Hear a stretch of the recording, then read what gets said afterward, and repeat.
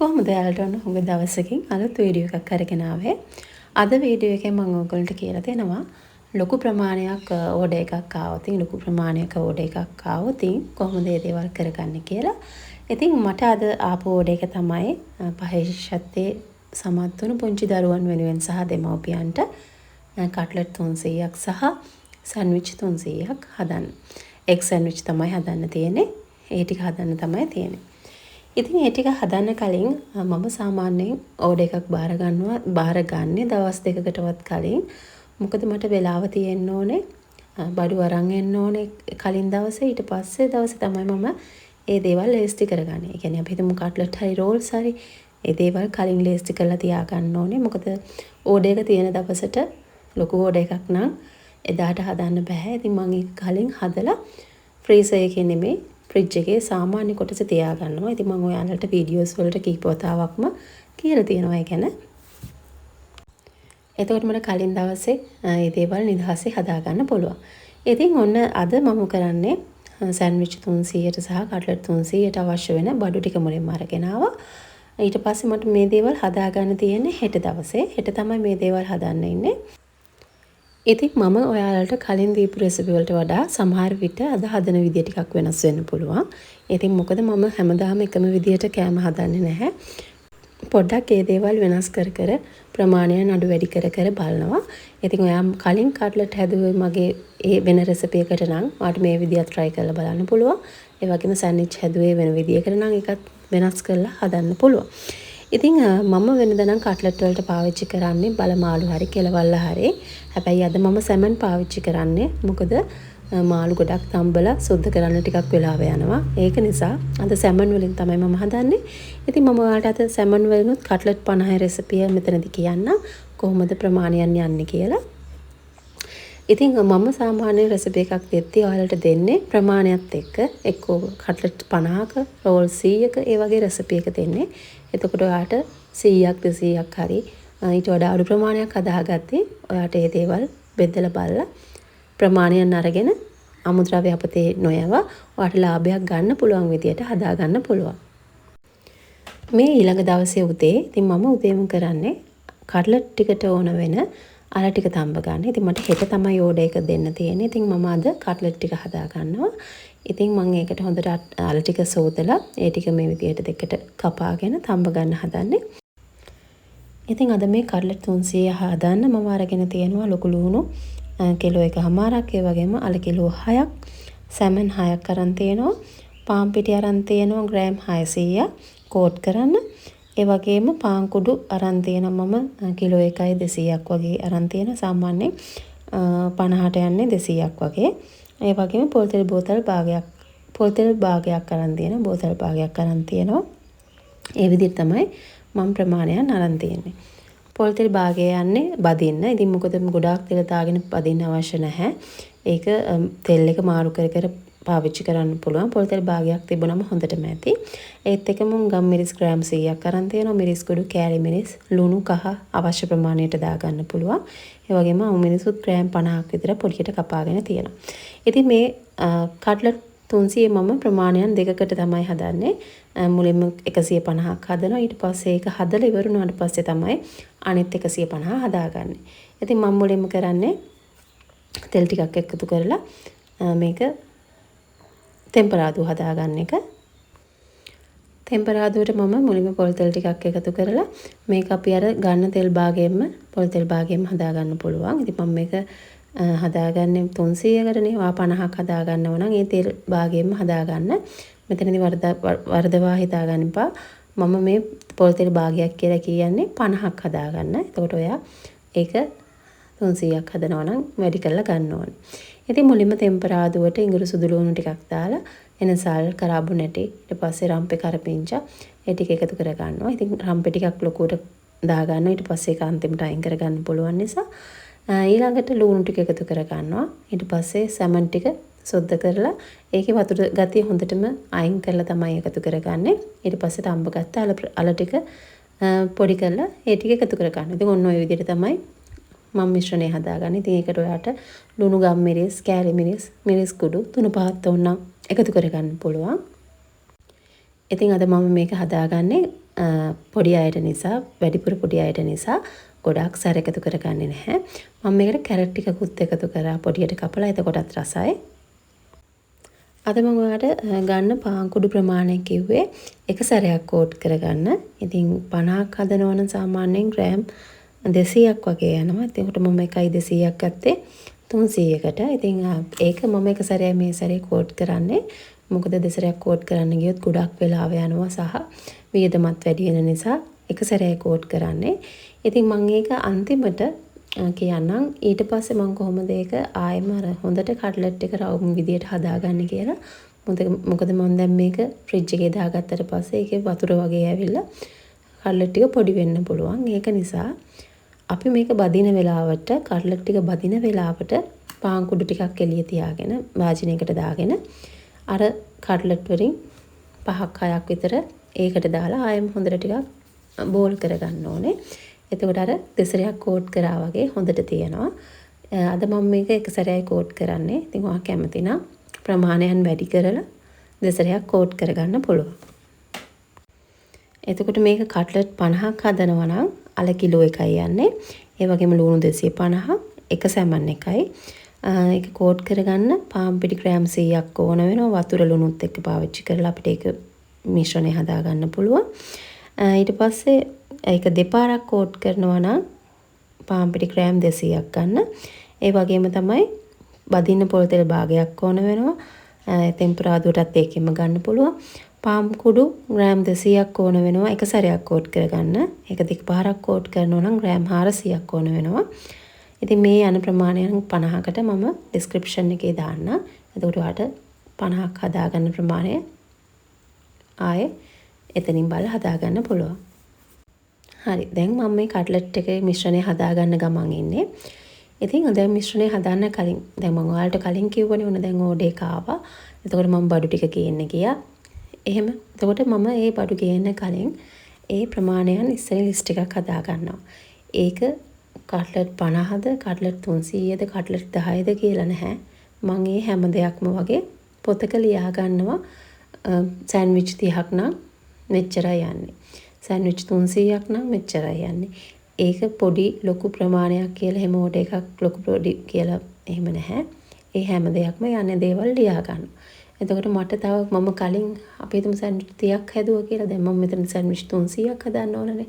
එතකොට මට අර සෑන්ඩ්විච් 30ට ගියපු ප්‍රමාණය 10න් වැඩි කරලා 300ට යන ප්‍රමාණය බලා ගන්න පුළුවන්. ඉතින් එහෙම තමයි මම කරන්නේ. ඒක නිසා ඕනම දෙයක් ඕඩර් එකක් ආවම අනිවාර්යයෙන්ම යන ප්‍රමාණය ලියා ගන්න. මොකද ආයෙ මේ වගේ ඕඩර් එකක් පස්සේ එන්න පුළුවන්.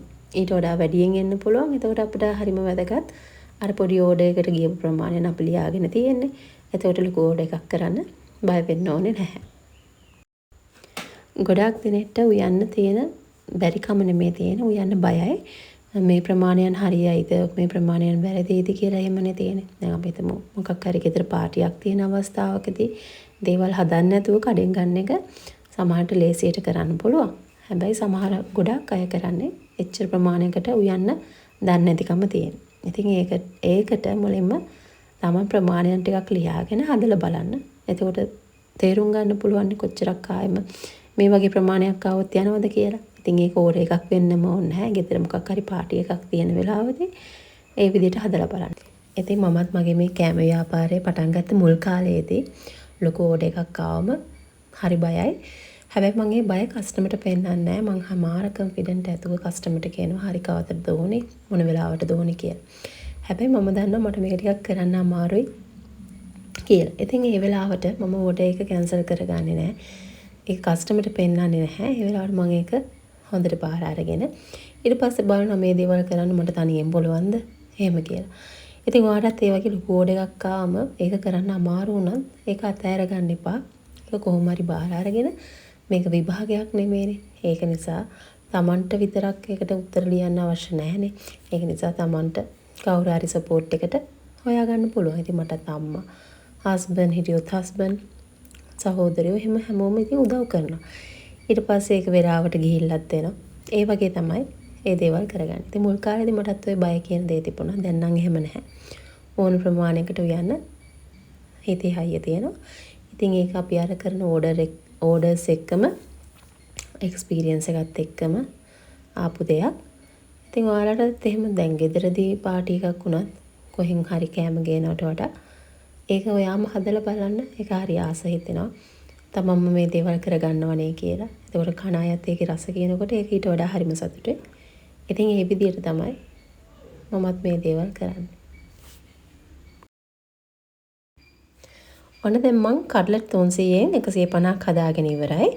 දැන් මට තියෙන්නේ මේ ටික බොක්ස් වලට දාලා ඒක ලේබල් කරන්න ප්‍රමාණයන් කීයක් තියෙනවද කියලා. එතකොට මට මේ ටික බදින වෙලාවට මම දන්නා මේකේ මෙච්චර ප්‍රමාණයක් තියෙනවා කියලා. එතකොට ආයෙ ගණන් කර කර ඉන්න ඕනේ නැහැ. ඒක නිසා ඒ ටික තමයි දැන් මට තියෙන්නේ. ඉතින් මම අද මෙතනදී කට්ලට් එක සැරේයි බැටර් එකේ කෝට් කරේ. ඒ වගේම පාන් කුඩු වලත් එක සැරේයි කෝට් කරේ. ඉතින් මේකදී මම 300ටම ගත්තේ පාන් පිටි ග්‍රෑම් 600යි. පාන් කුඩු ග්‍රෑම් 1.200යි. ඉතින් මේක ඔයා ඩබල් කෝට් කරනවා නම් මේක දෙගුණයෙන් වැඩි කරලා ගන්න. එතකොට පාන් පිටි ග්‍රෑම් 1.200යි. පාන් කුඩු ග්‍රෑම් කිලෝග්‍රෑම් 2.400ක් ඕන. ඉතින් මම එහෙම කරේ නැත්තේ වෙලාව යනවා එකක් අනිත් එක වියදමත් වැඩියෙන් යන නිසා. ඉතින් ඒකට දැන් ඔයා මේ විදියට බොක්ස් වලට දාලා ෆ්‍රිජ් එකේ සාමාන්‍ය කොටසේ තියෙනවනේ. ඔයා බදින වෙලාවට ඒක එළියට ගත්තම වතුර වගේ තියෙන්න පුළුවන්. ඒ වෙලාවට ඔයාට කරන්න තියෙන්නේ ආයෙම පාන් කුඩු වල විතරක් පොඩ්ඩක් මේ බ්‍රවුන් කරලා ගන්න. සමහර විට තැලෙන්න පුළුවන්. එතකොට අපිට මේක ප්‍රමාණය වෙනස් වෙන්න පුළුවන්. හැඩය වෙනස් වෙන්න පුළුවන්. එතකොට ඒක පොඩ්ඩක් ආයෙ හදලා ගන්න. අතින් ඒක මේ ටිකක් බෝල කරලා හදාගන්න.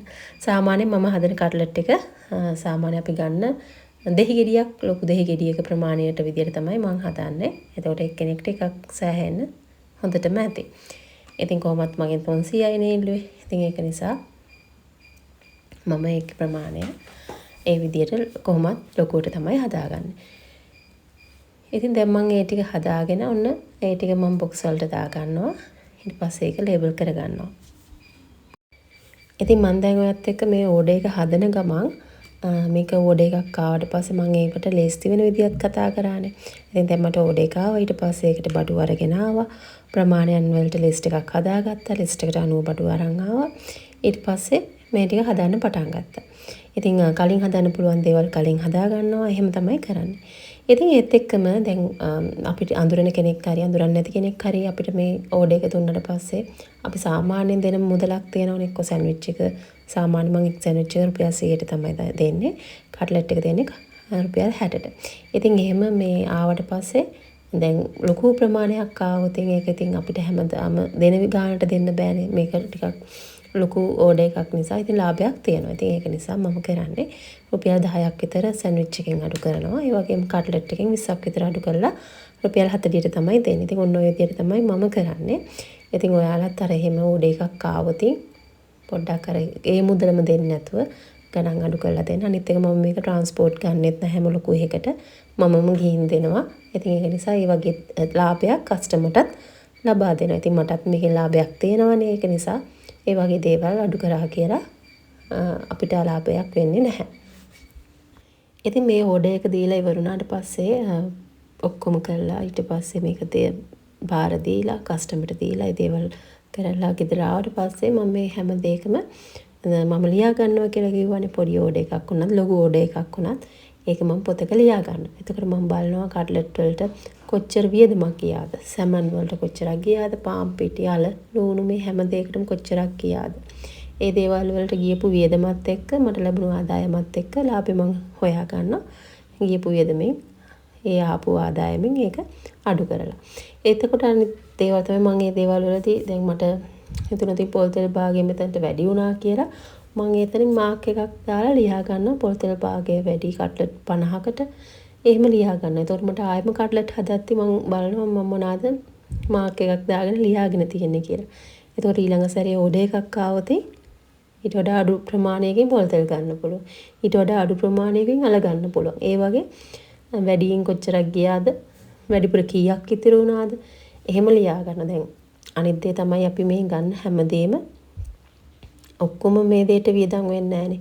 දැන් පොල් තෙල් එහෙම ඉතිරි වෙන්න පුළුවන්. ඊපස්සේ ගම් මිරිස් ලුණු, අමු මිරිස් ලුණු ඒවා ලුණු එහෙම සමහර විට ඒ ගාන ලුණු එහෙම අපි ඒ ගානටනේ ගන්නෙ. එතකොට ගම් මිරිස් ලුණු ඒ වගේ දේවල් එනසාල් ඔය වගේ දේවල් ඉතිරි වෙන්න පුළුවන්. එතකොට ඒවත් අපිට ඉතිරි වෙනවා. ඉතින් ඔන්න දැන් මම හදාගෙන ඔක්කොම ටික ෆ්‍රිජ් එකට දාගන්නවා. ඊළඟ ටික හදාගන්න. මේ කරන ඕඩර් එක පොතක පතක ලියාගන්න එක හරිම වැදගත්. මොකද අපිට හැමදේම ඔළුවේ තියාගන්න බෑ. හැමදේම මතකෙන් කරන්නත් බෑ. ඕඩර් එකක් කරන වෙලාවදී සමහර වෙලාවට වෙලාව කියන දේ විනාඩියත් හරිම වැදගත් මට නම්. ඒකේ අනිත් අයටත් එහෙම තමයි. මොකද මම කවදාවත් වෙලාවට නොදී ඉඳලා නැහැ ඕඩර් එකක්. හැමදාම හරිම වෙලාවට ගිහින් දීලා තියෙනවා. වැස්ස වුණත් ඒ හැමදේ වෙලාවදී මම දන්නවා වැස්සොතින් මේ වගේ වෙලාවකදී ගියොත් පරක් වෙනවා. එතකොට මම මේක ඊට කලින් හදන්න ඕනේ. අන්න ඒ වගේ. ඉතින් මේ හැම දෙයක්ම ලියා ගන්න එකෙන් හොඳට මේ අපිට මේ දේවල් අපි හැම දෙයක්ම කරගත්තම අපිට ඒක ටික් එකක් දාලා ඒව අයින් කරන්න පුළුවන්. දැන් මම තාම හෙට ඕන වෙන පාන් ගත්තේ නැහැ. ඒක මම පාන් ගන්න බේකරි එකට ඕඩර් එක දීලා තියෙන්නේ. අද අරන් වැඩක් නැහැ. ඉතින් හෙට හොඳම පාන් ටික දෙන්න පුළුවන් නිසා ඒක හෙට උදේට තමයි ගන්න හිතන් ඉන්නේ. ඉතින් ඒක විතරයි මට දැන් කරගන්න තියෙන්නේ. ඒතකොට සෑන්ඩ්විච් එකට අවශ්‍ය වෙන දේවල් තමයි මට හෙට හදාගන්න තියෙන්නේ. කට්ලට් වලට ඕන වෙන දේවල් ඔක්කොම දැන් හදලානේ තියෙන්නේ. ඒතකොට මට ඒක හෙට බෙද ගන්න තියෙන්නේ.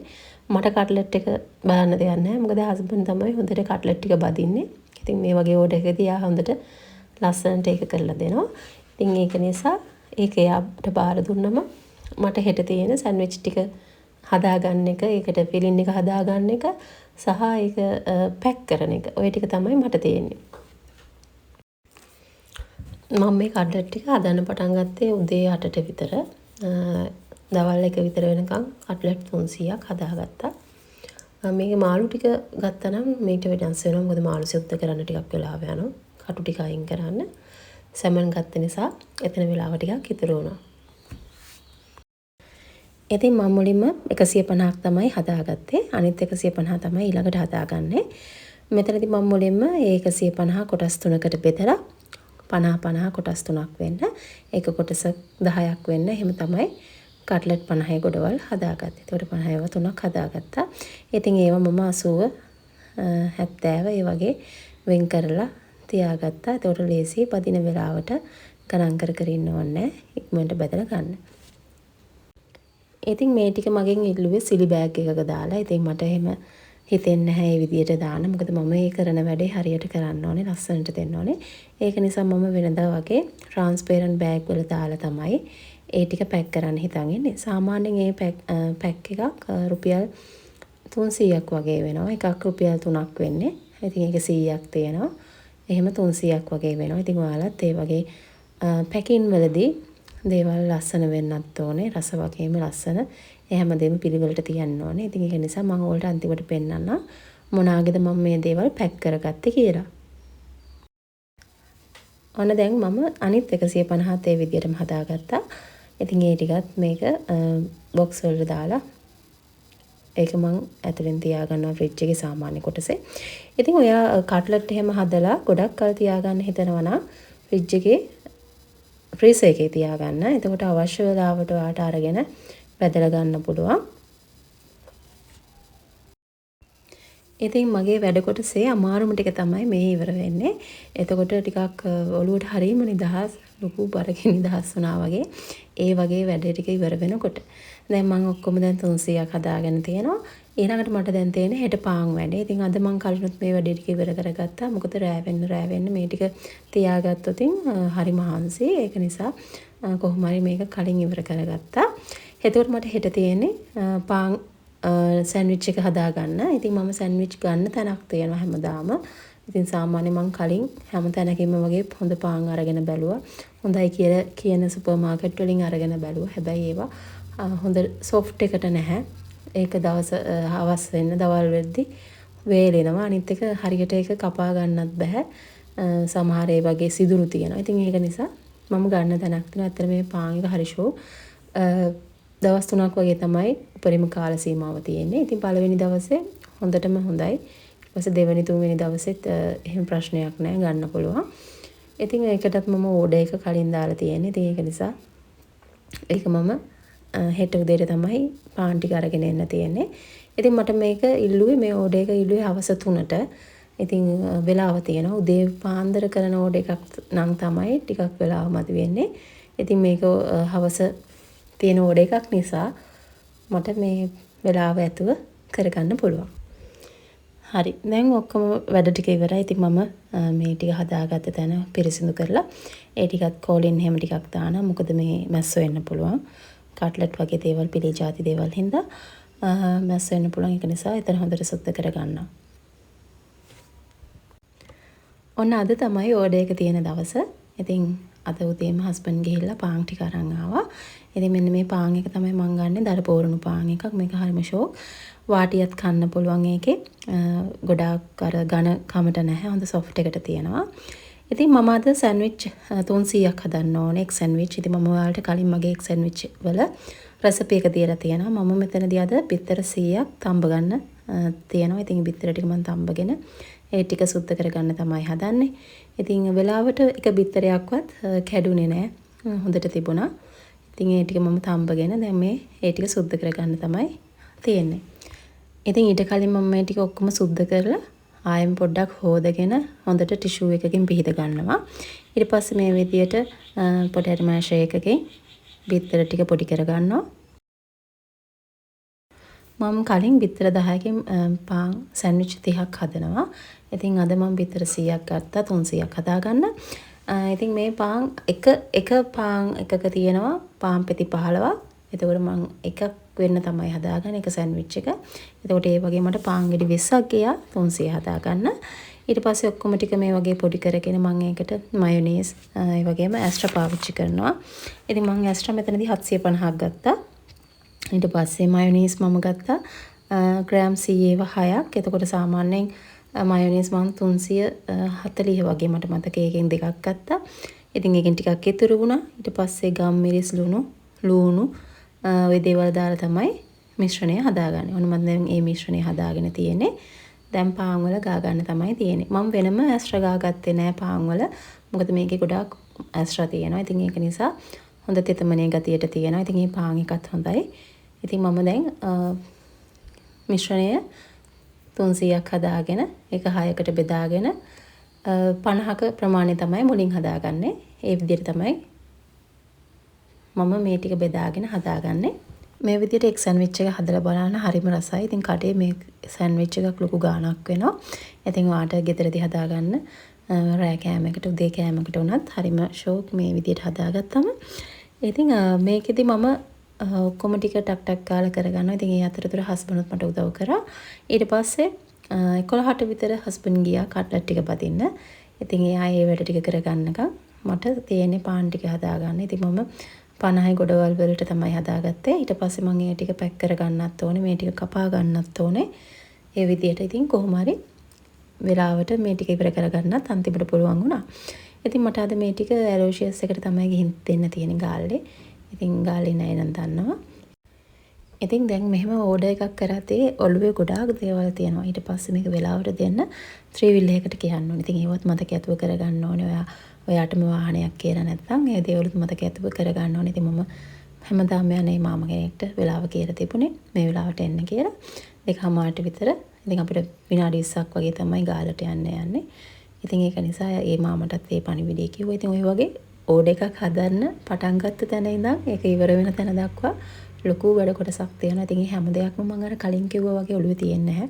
අමතක වෙනවා නම් ඒ ටික ලියා ගන්න ඕනේ. ඊට පස්සේ හැම දෙයක්ම පොඩ ඉවර කරද්දී අපිට තේරෙනවා දැන් මේ වැඩ ටික ඉවරයි. ඔය වගේ ඉතින් හැමදේම මතක ඇතුව කරගන්න ඕනේ. ඉතින් හරි ඔන්න ඔය විදිහට මම මගේ පාන් ටික ඔක්කොම හදාගත්තා. 300ම. ඉතින් මේක 300ක් කියන එක හිතන තරම් ලේසි නැහැ. ලොකු ප්‍රමාණයක්. ඉතින් කොහොම හරි අපි දෙන්නත් එක්ක මේ වැඩේ කරගත්තා. ඉතින් මේ වගේ වෙලාවකදී මට සාමාන්‍යයෙන් එහෙම උයන්න කරන්න මම යන්නේ නැහැ. මොකද මේ දේවල් කලින් හදලා තියාගන්නවා. එතකොට ඒ වෙලාවට බත් එකක් හදාගත්තා. චිකන් කරි එකක් එක්ක උදේටයි දවල්ටයි දෙකටම කෑවොම තමයි කරන්නේ. මට නම් එහෙම කන්න වෙලාවක් වෙන්නේ නැහැ. ඉතින් මට කට්ලට් බදින එකේ නම් වීඩියෝ එකක් ගන්න බැරි වුණා. ඉතින් මම ඔයාලට කලින් කිව්වා වගේ මේ කට්ලට් ටික මම අරගෙන ආයෙ පාන් කුඩු වල තවරලා තමයි බදින්න ගත්තේ. එතකොට කිසිම ප්‍රශ්නයක් නැතුව ඒ ටික හොඳට තිබුණා. ඉතින් කට්ලට් ටිකත් හස්බන්ඩ් ටික ටික ඔක්කොම බෙදලා දුන්නා. ඊට පස්සේ ඒ ටිකත් රස්නේ යන්න තියලා මෙන්න මේ වගේ ට්‍රාන්ස්පරන්ට් බෑග් වල තමයි මම දාගත්තේ. ඉතින් මේක සෑන්ඩ්විච් එකේ ප්‍රමාණයේ බෑග් එකක්. ඉතින් මේ වගේ 300ක් මම හදාගත්තා.